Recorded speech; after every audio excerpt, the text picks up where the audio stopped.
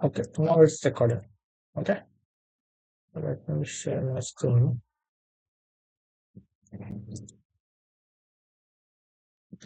Okay, internal order ಅನ್ನೋದು ಒಂದು cost object ಅಂತ ಹೇಳಿದೆ ಅಲ್ವಾ. ಸೊ ಇವಾಗ ಇದನ್ನ ಯಾವಾಗ ಯೂಸ್ ಮಾಡ್ತೀವಿ, ಏನಕ್ಕೆ ಯೂಸ್ ಮಾಡ್ತೀವಿ ಅಂದ್ರೆ, ಸೊ ನಾವು ಲೈಕ್ ಇವಾಗ ಕಾಸ್ಟ್ ಸೆಂಟರ್ಸ್ ನ ಪೋಸ್ಟಿಂಗ್ಸ್ ಯೂಸ್ ಮಾಡ್ತೀವಲ್ವಾ. ಸಿಮಿಲರ್ ವೇ ನಾವು ಆರ್ಡರ್ ನಂಬರ್ನ ಕೂಡ ಯೂಸ್ ಮಾಡ್ಬೋದು, ಇಂಟರ್ನಲ್ ಆರ್ಡರ್ ನಂಬರ್. ಬಟ್ ಇದು ಕಾನ್ಸೆಪ್ಟೇ different. So cost object but concept different. ನಾವು ಕಾಸ್ಟ್ ಸೆಂಟರ್ಸ್ ತರ ಯೂಸ್ ಮಾಡೋದಾದ್ರೆ ಕಾಸ್ಟ್ ಸೆಂಟರ್ ಏನಕ್ಕೆ, ಅಥವಾ ಕಾಸ್ಟ್ ಸೆಂಟರ್ ಇದ್ದಾಗ ಇಂಟರ್ನಲ್ ಆರ್ಡರ್ ಏನಕ್ಕೆ. ಸೊ ಈ ತರ ಕ್ವಶನ್ಸ್ ಬರುತ್ತೆ ನಿಮಗೆ, ರೈಟ್.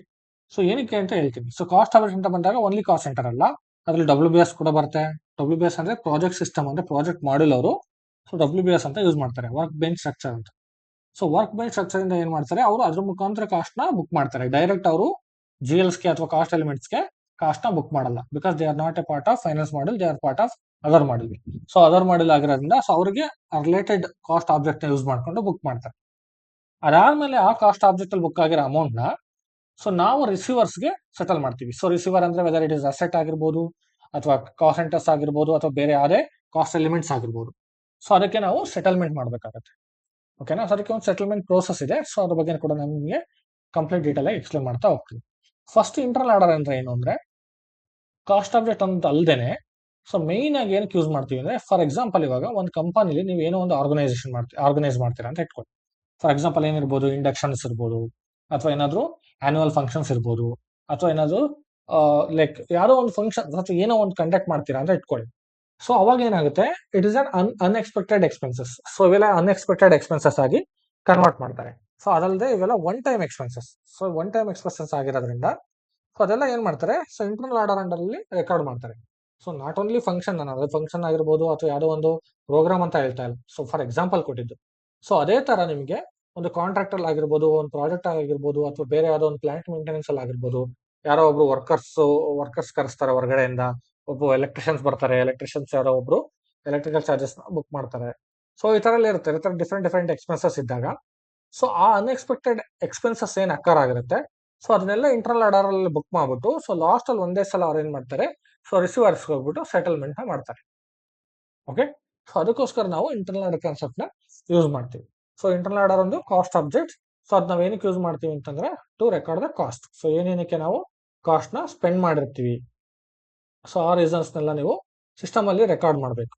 ಸೊ ಅದಕ್ಕೋಸ್ಕರ ನಾವೇನ್ ಮಾಡ್ತೀವಿ, ಇಂಟರ್ನಲ್ ಆರ್ಡರ್ಸ್ ನ ಯೂಸ್ ಮಾಡ್ಕೊಂಡು ರೆಕಾರ್ಡ್ ಮಾಡ್ತಾ ಹೋಗ್ತೀವಿ. ಓಕೆ. ಸೊ ಇದನ್ನ ಯಾವ ತರ ಕ್ರಿಯೇಟ್ ಮಾಡಬೇಕು, ಸೊ ಏನಕ್ಕೋಸ್ಕರ, ಲೈಕ್ ಯಾವ್ದಕ್ಕೋಸ್ಕರ ನಾವು ಯೂಸ್ ಮಾಡ್ತೀವಿ ಇದನ್ನ ಅಂದ್ರೆ, ಸೊ ಫಾರ್ ಎಕ್ಸಾಂಪಲ್ ಇವಾಗ ನೋಡಿ, ಸಿಸ್ಟಮ್ ಅಲ್ಲಿ ತೋರಿಸ್ಕೊಡ್ತೀನಿ ನಿಮಗೆ. ಸೊ ನಾವು ಇವಾಗ KS01 ಹೋಗ್ಬಿಟ್ಟು ನಾವೇನ್ ಮಾಡ್ತೀವಿ, ಕಾಸ್ಟ್ ಸೆಂಟರ್ ನ ಕ್ರಿಯೇಟ್ ಮಾಡ್ತೀವಿ. ಅಂಡ್ KE51 ಹೋಗ್ಬಿಟ್ಟು ಪ್ರಾಫಿಟ್ ಸೆಂಟರ್ ನ ಕ್ರಿಯೇಟ್ ಮಾಡ್ತೀವಿ. ದ ಸಿಮಿಲರ್ ವೇ ನೀವು ಸೊ ಇದ್ರದ್ದು ಕೂಡ ಮಾಸ್ಟರ್ ಡೇಟಾನ KO01 ಅಲ್ಲಿ ಕ್ರಿಯೇಟ್ ಮಾಡ್ತೀವಿ. ಸೊ KO01 ಹೋಗಿ ಸೊ ಇಲ್ಲಿ ಹೋದ್ರೆ ನಿಮಗೆ create internal order screen open ಆಗುತ್ತೆ. ಸೊ ಇಲ್ಲಿ ನಾವು ಇಂಟರ್ನಲ್ ಆರ್ಡರ್ಸ್ ನ ಮೇಂಟೈನ್ ಮಾಡ್ತಾ ಹೋಗ್ತೀವಿ. ಸೊ ಇದೇನಕ್ಕೆ ಅಂದ್ರೆ ನಾನು ಹೇಳ್ದಂಗೆ, ಸೊ ಜಸ್ಟ್ ನೀವು ಟ್ರ್ಯಾಕ್ ಮಾಡೋದಕ್ಕೆ ಎಕ್ಸ್ಪೆನ್ಸಸ್ ಏನ್ ಸ್ಪೆಸಿಫಿಕ್ ಎಕ್ಸ್ಪೆನ್ಸಸ್ ಏನ್ ಮಾಡಿರ್ತೀರಲ್ಲ, ಸೊ ಆ ಎಕ್ಸ್ಪೆನ್ಸಸ್ ನ ನೀವು ಟ್ರ್ಯಾಕ್ ಮಾಡೋದಕ್ಕೆ. ಓಕೆ. ಸೊ ಅದಕ್ಕೋಸ್ಕರ ನಾವು ಇವಾಗ ಮೇಂಟೈನ್ ಮಾಡ್ತಾ ಇರೋದು. So controlling area SOL JS, ಇದು ಬೇರೆ ಬ್ಯಾಕ್ಟ್.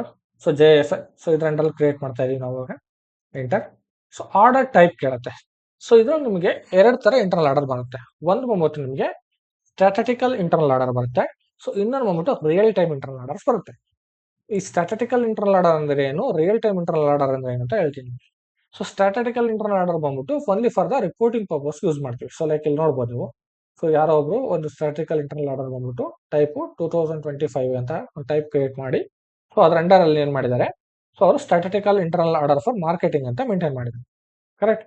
ಸೊ ಈ ತರ ನೀವು statistical internal order, real time internal order type ನ ಕ್ರಿಯೇಟ್ ಮಾಡಿಬಿಟ್ಟು ಸೊ ಆ ಟೈಪ್ ಪ್ರಕಾರ ನೀವು ಕ್ರಿಯೇಟ್ ಮಾಡ್ತಾ ಹೋಗ್ಬೋದು ಸಿಸ್ಟಮ್. ಓಕೆ. ಸೊ ಇದು AUC ಕ್ರಿಯೇಟ್ ಮಾಡಿದ್ದಾರೆ. ಸೊ ಈ ತರ ಡಿಫ್ರೆಂಟ್ ಡಿಫ್ರೆಂಟ್ ಆರ್ಡರ್ ಟೈಪ್ಸ್ ಬರುತ್ತೆ. ಸೊ ಆರ್ಡರ್ ಟೈಪ್ಸ್ ನ ಕ್ರಿಯೇಟ್ ಮಾಡ್ಬಿಟ್ಟು ಸೊ ಆರ್ಡರ್ ಟೈಪ್ ಅಂಡರ್ಲಿ ನಾವು ಮೇಂಟೈನ್ ಮಾಡ್ತಾ ಹೋಗ್ತೀವಿ. So it's the real time internal order. So ಇವಾಗ ರಿಯಲ್ ಟೈಮ್ ಇಂಟರ್ನಲ್ ಆರ್ಡರ್ ಅಂತ ಇಟ್ಕೊಳ್ಳಿ. So real time internal order ಆದ್ರೆ ಸೊ ಯಾವ್ದಕ್ಕೋಸ್ಕರ ಯೂಸ್ ಮಾಡ್ತಾ ಇದೀರಾ, ಸೊ ರಿಯಲ್ ಟೈಮ್ ಇಂಟರ್ನಲ್ ಆರ್ಡರ್ನ ಸೊ ಆ ಟೈಪ್ ನ ಇಲ್ಲಿ ಸೆಲೆಕ್ಟ್ ಮಾಡಬೇಕು. ಓಕೆ.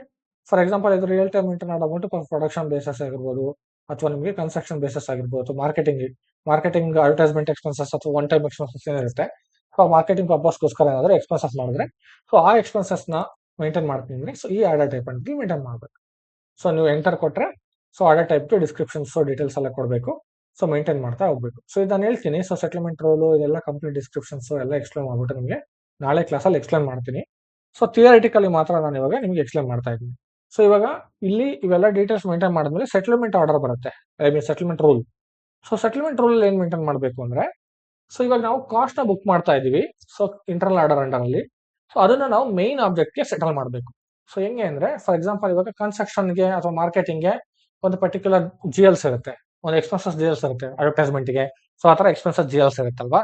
ಸೊ ಅದ್ರ ಎಗೇನೆಸ್ಟ್ ನೀವು ಡೈರೆಕ್ಟ್ ಪೋಸ್ಟ್ ಮಾಡಕ್ ಆಗದೆ ಇದ್ದಾಗ through internal order, so through internal order ಮುಖಾಂತರ ಪೋಸ್ಟ್ ಮಾಡ್ಬಿಟ್ಟು so later part you can settle it to the cost elements. So ಅವನ್ನೆಲ್ಲ ನೀವು ಪ್ರೈಮರಿ ಕಾಸ್ಟ್ ಎಲಿಮೆಂಟ್ಸ್ ಗೆ ಸೆಟಲ್ ಮಾಡ್ತಾ ಹೋಗ್ಬೋದು. ಸೊ ಇಲ್ಲ ನೀವು ಪ್ರೈಮರಿ ಕಾಸ್ಟ್ ಎಲಿಮೆಂಟ್ ಮಾಡ್ತಾ ಇಲ್ಲ ಅಂದ್ರೆ ಕಾಸ್ಟ್ ಸೆಂಟರ್ ಸೆಟಲ್ ಮಾಡ್ಬೋದು. ಯಾವ ತರ ಅಂದ್ರೆ, ಫಾರ್ ಎಕ್ಸಾಂಪಲ್ ಸೊ ಇವಾಗ ಮಾರ್ಕೆಟಿಂಗ್ ಎಕ್ಸ್ಪೆನ್ಸಸ್ ಒಂದು ಹಾಕಿದ್ದೀನಿ. ಇವಾಗ ಜಿಯೋ ಫಿಯಲ್ಸ್ ಅಂತ ಬಂದಾಗ ನಾವು ಬ್ಯಾಂಗ್ಳೂರ್ದು ಮೈನ್ ಬ್ರಾಂಚ್ ಇದೆಯಲ್ಲಪ್ಪ. ಸೊ ಬ್ಯಾಂಗ್ಳೂರ್ ಮೈನ್ ಬ್ರಾಂಚ್ ಅಲ್ಲಿ ಜಿಯೋ ಫಿಯಲ್ಸ್ ಕಡೆಯಿಂದ ಏನೋ ಒಂದು ಕಸ್ಟಮರ್ಗೆ so happy happy customer day ಅಂತ ಏನೋ ಒಂದು ಸೆಲೆಬ್ರೇಟ್ ಮಾಡ್ತಾ ಇದೀವಿ ಅಂತ ಇಟ್ಕೊಳ್ಳಿ. ಸೊ ಹ್ಯಾಪಿ ಕಸ್ಟಮರ್ ಡೇ ಅಲ್ಲಿ ಸೊ ಇವಾಗ ನೀವು ನಾರ್ಮಲ್ ಆಗಿ ನೀವು ಶೆಲ್ ಅಲ್ಲೆಲ್ಲ ಪೆಟ್ರೋಲ್ ಹಾಕ್ಸ್ಕೊಂತೀರಾ, ಡೀಸೆಲ್ ಹಾಕ್ಸ್ಕೊಂತೀರಾ. ಸೊ ಶೆಲ್ ಅಲ್ಲಿ ಏನ್ ಮಾಡ್ತಾರೆ, ಶೆಲ್ ಪಾಯಿಂಟ್ಸ್ ಅಂತ ಕೊಡ್ತಾರೆ. ಸೊ ಶೆಲ್ ಪಾಯಿಂಟ್ಸ್ ಅಂತ ಕೊಟ್ಬಿಟ್ಟು ಅದ್ರ ನೀವೇನೋ ಪರ್ಚೇಸ್ ಮಾಡ್ತಾ ಇರ್ತೀರಾ. ಸೊ ತುಂಬಾ ಜಾಸ್ತಿ ನೀವು ಪರ್ಚೇಸಿಂಗ್ ಮಾಡ್ತಾ ಇದ್ರೆ ಸೊ ನಿಮಗೆ ವಿನ್ನಿಂಗ್ ಪ್ರೈಸ್ ಅಂತ ಕೂಡ ನಿಮಗೆ ಕೊಡ್ತಾರೆ. ಸೊ ಅವಾಗ ಐಫೋನ್ ಇರ್ಬೋದು, ಕಾರ್ಸ್ ಇರ್ಬೋದು. ಸೊ ಈ ತರ ಏನಾದ್ರು ಒಂದು ವಿನ್ನಿಂಗ್ ಪ್ರೈಸ್ ನ ಅವ್ರು ಏನ್ ಮಾಡ್ತಾರೆ, ಕಂಡಕ್ಟ್ ಮಾಡಿ ಆನ್ಯುವಲ್. ಸೊ ಆನ್ಯುವಲಿ ಏನ್ ಮಾಡ್ತಾರೆ, ಒನ್ ಟೈಮ್ ಅವ್ರು ಏನ್ ಮಾಡ್ತಾರೆ, ಅದನ್ನ ಅನೌನ್ಸ್ಮೆಂಟ್ ಮಾಡ್ಬಿಟ್ಟು ಸೊ ಅದನ್ನ ಕೊಡ್ತಾ ಹೋಗ್ತಾರೆ ಕಸ್ಟಮರ್ಸ್ಗೆ. ಅದನ್ನ ನಾವೇನ್ ಮಾಡ್ತೀವಿ, ಹ್ಯಾಪಿ ಕಸ್ಟಮರ್ ಡೇ ಅಥವಾ ಕಸ್ಟಮರ್ ಡೇ ಅಂತ ಕರಿತೀವಿ. ಸೊ ಈ ತರ ಕಸ್ಟಮರ್ ಡೇ ನಾವು ಜಿಯೋ ಫ್ಯೂಲ್ಸ್ ಕಡೆಯಿಂದ ಕೂಡ ಮಾಡಿದಾಗ ಸೊ ಅದಕ್ಕೆ ಏನೇನು ಎಕ್ಸ್ಪೆನ್ಸಸ್ ಆಗಿರುತ್ತೆ. ಸೊ ಎಕ್ಸ್ಪೆನ್ಸಸ್ ಎಲ್ಲದನ್ನು ಕೂಡ ನೀವು ಸೊ ಒಂದು ಇಂಟರ್ನಲ್ ಅಂಡರ್ ಅಲ್ಲಿ ಬುಕ್ ಮಾಡ್ಬಿಟ್ಟು so later part Bangalore main branch cost centre ಏನಿದೆ ಸೊ ಆ ಕಾಸ್ಟ್ ಸೆಂಟರ್ಗೆ ನೀವು ಅದನ್ನ ಸೆಟಲ್ ಮಾಡ್ಬೋದು, ಅಥವಾ ಆ ಕಾಸ್ಟ್ ಎಲಿಮೆಂಟ್ ಗೆ ಸೆಟಲ್ ಮಾಡ್ಬೋದು. ಸೊ ಅದು ಇಲ್ಲ ಅಂದ್ರೆ ನೀವು ಏನಾದ್ರು ಪ್ರೊಡಕ್ಷನ್ ರಿಲೇಟೆಡ್ ಕಾಸ್ಟ್ ನ ಯೂಸ್ ಮಾಡ್ತಾ ಇದ್ದೀರಾ ಅಂದ್ರೆ, ಇವಾಗ ನಾನು ಹೇಳ್ತಾ ಇರೋದು like marketing. So production related ಅಂತ ಬಂದಾಗ ಲೇಬರ್ ಕಾಸ್ಟ್ ಬರುತ್ತೆ. ಸೊ ಫಾರ್ ಎಕ್ಸಾಂಪಲ್ ಏನಂದ್ರೆ, ಸೊ ಒಂದು ಪ್ರೊಡಕ್ಷನ್ ನಡೀತಾ ಇರುತ್ತೆ. ಸೊ ಪ್ರೊಡಕ್ಷನ್ಗೆ ನೀವು ಆಲ್ರೆಡಿ ಒಂದು ಪ್ರೊಡಕ್ಷನ್ ಆರ್ಡರ್ ನ ಕ್ರಿಯೇಟ್ ಮಾಡಿರ್ತಾರೆ. ಸೊ ಇದೆಲ್ಲ ಯಾರು ಕ್ರಿಯೇಟ್ ಮಾಡ್ತಾರೆ ಅಂದ್ರೆ, ಪ್ರೊಡಕ್ಷನ್ ಟೀಮ್ ಅವ್ರು ಮಾಡ್ತಾರೆ. ಸೊ ನಾವು ಮಾಡಲ್ಲ. ಓಕೆ, ಸೊ ಪ್ರೊಡಕ್ಷನ್ ಟೀಮ್ ಅವರು ಪ್ರೊಡಕ್ಷನ್ ಆರ್ಡರ್ ನ ಕ್ರಿಯೇಟ್ ಮಾಡಿರ್ತಾರೆ, ಅಥವಾ ಪ್ಲಾಂಟ್ ಮೇಂಟೆನೆನ್ಸ್ ಟೀಮ್ ಅವರು ಸರ್ವಿಸ್ ಬೇಸ್ಡ್ ಆದ್ರೆ ಪ್ಲಾಂಟ್ ರಿಲೇಟೆಡ್ ಏನಾದ್ರು ಅವರು ಕೂಡ ಮೇಂಟೈನ್ ಮಾಡಿರ್ತಾರೆ. ಅಥವಾ ಪ್ರಾಜೆಕ್ಟ್ ಬೇಸ್ಡ್ ಆದ್ರೆ ಕನ್ಸ್ಟ್ರಕ್ಷನ್ ಪ್ರಾಜೆಕ್ಟ್ಸ್ ಎಲ್ಲ ಇರ್ತಾವಲ್ವಾ. ಸೊ ಆ ಕನ್ಸ್ಟ್ರಕ್ಷನ್ ಪ್ರಾಜೆಕ್ಟ್ ಗೆ ಪರ್ಟಿಕ್ಯುಲರ್ ರಿಕ್ವೈರ್ಮೆಂಟ್ ಏನಾದ್ರು ಇದ್ರೆ ಇಂಟರ್ನಲ್ ಆರ್ಡರ್ ಮುಖಾಂತರ ಕಾಸ್ಟ್ ನ ಬುಕ್ ಮಾಡಿ ಸೊ ಲೇಟರ್ ಪಾರ್ಟ್ ಏನ್ ಮಾಡ್ತಾರೆ, ಅವ್ರದ್ದು WBS ಅಂತ ಇರುತ್ತೆ, ವರ್ಕ್ ಬೇಸ್ಡ್ ಸ್ಟ್ರಕ್ಚರ್. ಸೊ ಅದಕ್ಕೆ ಸೆಟಲ್ ಮಾಡ್ಕೊಂತಾರೆ. ಸೊ ಈ ತರ ಸೆಟಲ್ ಮಾಡ್ಕೊಂಡಾಗ ಸೊ ಅದನ್ನ ಅವರು ಅಸೆಟ್ ಗೆ ಕನ್ವರ್ಟ್ ಮಾಡ್ಬೋದು. ಅದು AUC ಅಂಡರ್ ಅಲ್ಲಿ ಇರುತ್ತೆ, ಅಸೆಟ್ ಅಂಡರ್ ಕನ್ಸ್ಟ್ರಕ್ಷನ್ಸ್ ಅಲ್ಲಿ. ಸೊ ಒನ್ಸ್ ಇಟ್ ಕಂಪ್ಲೀಟ್, ಅದು ಕಂಪ್ಲೀಟ್ ಆದ್ಮೇಲೆ ಅದನ್ನ ಸೊ ಮೈನ್ ಅಸೆಟ್ ಗೆ ಏನ್ ಮಾಡ್ತಾರೆ, ಸೆಟಲ್ ಮಾಡ್ತಾರೆ. ಸೊ ಈ ತರ ಪ್ರೋಸೆಸ್ ಏನಿದೆ ಸೊ ಇದನ್ನ ನಾವು ಸೆಟಲ್ಮೆಂಟ್ ಪ್ರೋಸೆಸ್ ಅಂತ ಕರಿತೀವಿ. ಸೊ ಈ ಸೆಟಲ್ಮೆಂಟ್ ಪ್ರೋಸೆಸ್ಗೆ ನಿಮಗೆ so like project settlement related ಆದ್ರೆ CJ88 ಅಲ್ಲಿ ಮಾಡ್ತೀವಿ. ಸೊ ಅದೇ ನಿಮ್ಗೆ ಇಂಟರ್ನಲ್ ಆರ್ಡರ್ ರಿಲೇಟೆಡ್ ಆದ್ರೆ ನೀವು ಸೊ ಅದೇ KO88 ಅಲ್ಲಿ ಮಾಡ್ತೀವಿ. ಓಕೆ, ಸೊ ಅದು ಸೆಟಲ್ಮೆಂಟ್ಗೆ. ಸೊ ನೀವು ಇವಾಗ ಟಿ ಕೋಡ್ ಕೂಡ ಮೆನ್ಷನ್ ಮಾಡ್ಬಿಡ್ತೀನಿ. ಸೊ ಕ್ರಿಯೇಷನ್ ಆಗ್ಬಿಟ್ಟು ಇಂಟರ್ನಲ್ ಆರ್ಡರ್ ಅಲ್ಲಿ creation of internal order. Okay, so internal order ಕ್ರಿಯೇಷನ್ಗೆ KO01 is the T code. So ಇದೇ ತರ KO02 ಬಂದ್ಬಿಟ್ಟು ಡಿಸ್ಪ್ಲೇಗೆ KO02 ಅಂಡ್ ಚೇಂಜ್ಗೆ KO02 ಬಂದ್ಬಿಟ್ಟು ಚೇಂಜ್ಗೆ ಅಂಡ್ ಡಿಸ್ಪ್ಲೇಗೆ KO03 ಇದೆ. ಅಂಡ್ ಸೆಟಲ್ಮೆಂಟ್ಗೆ KO88 ಇದೆ. Okay, this is for internal order settlement. Okay, so ಇದನ್ನ ನಾವು periodical settlement ಮಾಡ್ಬೋದು, ಒನ್ ಟೈಮ್ ಸೆಟಲ್ಮೆಂಟ್ ಮಾಡ್ಬೋದು. ಸೊ ಯಾವ ತರ ಬೇಕಾದ್ರೂ ಯುಟಿಲೈಸ್ ಮಾಡ್ಕೋಬಹುದು ಇದನ್ನ. ಓಕೆ, ದ ಸಿಮಿಲರ್ ವೇ ನಿಮಗೆ ಮಲ್ಟಿಪಲ್ ಮೇಂಟೆನೆನ್ಸ್ ಆರ್ಡರ್ ಯಾವುದೇ ಆರ್ಡರ್ ಇದ್ರೂ ಕೂಡ ಇದೇ ತರ ವರ್ಕ್ ಆಗುತ್ತೆ. ಬಟ್ ಅದನ್ನ ಡಿಫ್ರೆಂಟ್ ಮಾಡ್ಯೂಲ್ ಹ್ಯಾಂಡಲ್ ಮಾಡ್ತಾ ಹೋಗುತ್ತೆ. So project related work bench ಆದ್ರೆ ಸೊ ಅದು ಪ್ರಾಜೆಕ್ಟ್ ಸಿಸ್ಟಮ್ ಅವ್ರು ಹ್ಯಾಂಡಲ್ ಮಾಡ್ತಾರೆ. ಸೊ ಅದೇ ತರ ಪ್ಲಾಂಟ್ ಮೇಂಟೆನೆನ್ಸ್ ಆದ್ರೆ PM ಅವ್ರು ಮಾಡ್ತಾರೆ. ಸೊ ಪ್ರೊಡಕ್ಷನ್ ಪ್ಲಾನಿಂಗ್ ಆದ್ರೆ PP ಅವ್ರು ಮಾಡ್ತಾರೆ. ಸೊ ಈ ತರ ನಿಮ್ಗೆ ಏನಾಗುತ್ತೆ, ಸೊ ಡಿಫ್ರೆಂಟ್ ಆರ್ಡರ್ ವೈಸ್ ಆ ಪರ್ಟಿಕ್ಯುಲರ್ ಮಾಡ್ಯೂಲ್ ವರ್ಕ್ ಮಾಡ್ತಾ ಹೋಗುತ್ತೆ. But you should know, so ನಿಮ್ಗೆ ಏನ್ ಗೊತ್ತಿರಬೇಕು ಅಂದ್ರೆ ಯಾವ ತರ ಸೆಟಲ್ಮೆಂಟ್ ಪ್ರೊಸೆಸ್ ವರ್ಕ್ ಆಗುತ್ತೆ ಅಂಡ್ ಇಂಟರ್ನಲ್ ಆರ್ಡರ್ದು ಸೊ ಏನ್ ಪರ್ಪಸ್, ಸೊ ಏನಕ್ಕೋಸ್ಕರ ಯೂಸ್ ಮಾಡ್ತೀವಿ ಅನ್ನೋದು ಮೇನ್ ಆಗಿ ಗೊತ್ತಿರಬೇಕು. ಓಕೆ, ಸೊ ಅದಕ್ಕೋಸ್ಕರ ನಾನು ಈ ಕಾನ್ಸೆಪ್ಟ್ ನ ನಿಮಗೆ ಥಿಯರಿಟಿಕಲಿ ಕಂಪ್ಲೀಟ್ ಆಗಿ ಎಕ್ಸ್ಪ್ಲೇನ್ ಮಾಡ್ತಾ ಇರೋದು. ಓಕೆ, ಸೊ ಇದನ್ನ ನಾನು ನಿಮಗೆ ನಾಳೆ ಕ್ಲಾಸ್ ಅಲ್ಲಿ ಯಾವ ತರ ಇಂಟರ್ನಲ್ ಆರ್ಡರ್ ಕ್ರಿಯೇಷನ್ಸ್ ಮಾಡ್ತೀವಿ ಅಂಡ್ ಅದ್ರ ಅಂಡರ್ ಅಲ್ಲಿ ನೀವು ಯಾವ ತರ ಸೆಟಲ್ಮೆಂಟ್ ರೂಲ್ ನ ಡಿಫೈನ್ ಮಾಡ್ತೀವಿ ಅಂಡ್ ಯಾವ ತರ ಸೆಟಲ್ ಮಾಡ್ತೀವಿ ಅಂತ ಕೂಡ ಎಕ್ಸ್ಪ್ಲೇನ್ ಮಾಡ್ತಾ ಹೋಗ್ತೀನಿ. ಸೊ ಇದ್ರಲ್ಲಿ ನಿಮಗೆ ತುಂಬಾ ಎರರ್ಸ್ ಬರುತ್ತೆ. ಸೊ ರಿಯಲ್ ಟೈಮ್ ಅಲ್ಲಿ ವರ್ಕ್ ಮಾಡ್ಬೇಕಾದ್ರೂ ತುಂಬಾ ಎರರ್ ಬರುತ್ತೆ. ಸೊ ಅವಾಗೆಲ್ಲ ನಿಮ್ಮ ಹತ್ರ ಸೊ ರೆಗ್ಯುಲರ್ ಆಗಿ ಏನ್ ಮಾಡ್ತಾರೆ ಅವರು, ಸೊ ಏನಕ್ಕೆ ಎರರ್ ಬರ್ತಾ ಇದೆ ಸೊ ಇದೆಲ್ಲ ಕೇಳ್ತಾ ಹೋಗ್ತಾರೆ. ಸೊ ಅದನ್ನ ಇದಕ್ಕೆ ಪ್ರಾಪರ್ ಆಗಿ ಆನ್ಸರ್ ಮಾಡಬೇಕು. ಸೊ ಅದಕ್ಕೋಸ್ಕರ ನಾನು ಕಂಪ್ಲೀಟ್ ಆಗಿ ನಿಮಗೆ ನಾಳೆ ಒಂದು ಸೆಟಲ್ಮೆಂಟ್ ಪ್ರೊಸೆಸ್ನ ರನ್ ಮಾಡ್ತೀನಿ. ಅಂಡ್ ನಿಮ್ಗೆ ಎರರ್ ಬಂದಾಗೆಲ್ಲ ನಾನು ಎಲ್ಲದನ್ನು ಸ್ಟೆಪ್ ಬೈ ಸ್ಟೆಪ್ ನಿಮಗೆ ರಿಸಾಲ್ವ್ ಮಾಡಿಕೊಂಡು ಮೇಂಟೈನ್ ಮಾಡ್ಬಿಟ್ಟು ಎಕ್ಸ್ಪ್ಲೇನ್ ಮಾಡ್ತಾ ಹೋಗ್ತೀನಿ. ಓಕೆ, ಸೊ ಅವಾಗ ನಿಮಗೆ ಒಂದು ಅರ್ಥ ಆಗುತ್ತೆ. ಸೊ ಯಾವ ಥರ ಸೆಟಲ್ಮೆಂಟ್ ಮಾಡಬೇಕು, ಯಾವ ಥರ ಸೆಟಲ್ಮೆಂಟ್ ಪ್ರೋಸೆಸ್ ವರ್ಕ್ ಆಗುತ್ತೆ, and real time internal order work ಆಗೋದಾದ್ರೆ ಸೊ ಯಾವ ಥರ ಪ್ರೋಸೆಸ್ ವರ್ಕ್ ಮಾಡಬೇಕು ನಾವು. ಸೊ ಇದೆಲ್ಲ ನಿಮಗೆ ಎಲ್ಲಿ ಸೆಟಲ್ ಆಗುತ್ತೆ, ಸೊ ಯಾವ ಥರ ಸೆಟಲ್ಮೆಂಟ್ ಪೋಸ್ಟ್ ಮಾಡ್ತಾರೆ, so internal order against, so ಇದೆಲ್ಲದನ್ನು ಕೂಡ ನಾವು ಚೆಕ್ ಮಾಡ್ತಾ ಹೋಗ್ಬೋದು. ಸೊ ನಾನು ನಿಮ್ಗೆ ಹೇಳ್ತೀನಿ. ಸೊ ಇದೆಲ್ಲ ಆದ್ಮೇಲೆ ನಿಮಗೆ ಇಂಟರ್ನಲ್ ಆರ್ಡರ್ ಸೆಟಲ್ಮೆಂಟ್ ಪ್ರೋಸೆಸ್ ಆದ್ಮೇಲೆ ನಿಮಗೆ ಸೊ ರಿಪೋರ್ಟಿಂಗ್ ಬಗ್ಗೆ ಎಕ್ಸ್ಪ್ಲೇನ್ ಮಾಡ್ತೀನಿ. ಸೊ ನಾನು ರಿಪೋರ್ಟಿಂಗ್ ಬಗ್ಗೆ ನಿಮ್ಗೆ ಎಕ್ಸ್ಪ್ಲೇನ್ ಮಾಡಿಲ್ಲ ಅನ್ಕೊಂತೀನಲ್ವಾ, ಚೆಕ್. ಓಕೆ, ಸೊ ರಿಪೋರ್ಟಿಂಗ್ ಮಾಡಿದ್ನಲ್ವಾ ಟೇಬಲ್ಸ್. ಓಕೆ, ಸೊ ಟೇಬಲ್ಸ್ ಆಗಿದೆ. ಸೊ ಇದಲ್ಲದೆ ನಿಮಗೆ ಫೈನಾನ್ಷಿಯಲ್ ಸ್ಟೇಟ್ಮೆಂಟ್ಸ್ ತಂದು ಹೇಳ್ಬೇಕು. ಫೈನಾನ್ಷಿಯಲ್ ಸ್ಟೇಟ್ಮೆಂಟ್ಸ್ ತಂದು ಹೇಳಿಲ್ಲ ಅನ್ಕೊಂತೀನಿ. ಫೈನಾನ್ಷಿಯಲ್ ಸ್ಟೇಟ್ಮೆಂಟ್ ಹೇಳಿಲ್ಲಲ್ಲ? ಓಕೆ, ಫೈನಾನ್ಷಿಯಲ್ ಸ್ಟೇಟ್ಮೆಂಟ್ಸ್ ಒಂದು ಎಕ್ಸ್ಪ್ಲೇನ್ ಮಾಡ್ತೀನಿ.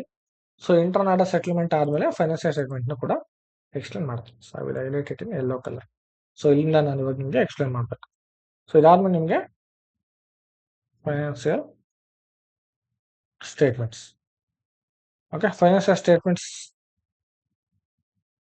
ಅಂದ್ರೆ ಸೊ ಯಾವೆಲ್ಲ ಫೈನಾನ್ಷಿಯಲ್ ಸ್ಟೇಟ್ಮೆಂಟ್ಸ್ ನ ಜನರೇಟ್ ಮಾಡ್ತೀವಿ ಒಂದು ಕಂಪನಿಲಿ, ಬ್ಯಾಲೆನ್ಸ್ ಶೀಟ್ ಇರ್ಬೋದು, P&L ಇರ್ಬೋದು, ಕ್ಯಾಶ್ ಫ್ಲೋ ಇರ್ಬೋದು.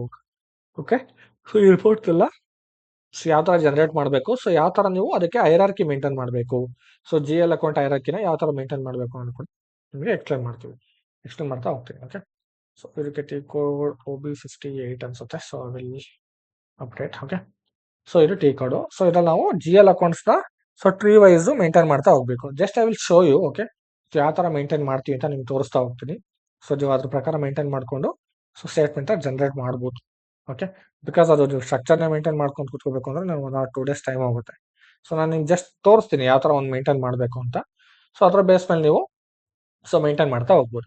ಸೊ ಇದಾಯ್ತು ಅಂದ ತಕ್ಷಣ ನಾನು ನಿಮಗೆ resume preparations and interview preparations ಬಗ್ಗೆ ಎಕ್ಸ್ಪ್ಲೇನ್ ಮಾಡ್ತೀನಿ. ಅಂಡ್ ಮೋರ್ ಓವರ್ ಹತ್ರ interview related questions and answers ಇದೆ. ಸೊ ಅರೌಂಡ್ 300-400 ಕ್ವಶನ್ಸ್ ಇದೆ. ಸೊ ಅದನ್ನು ಕೂಡ ನಿಮಗೆ ಡಾಕ್ಯುಮೆಂಟ್ನ ಪ್ರೊವೈಡ್ ಮಾಡ್ತೀನಿ.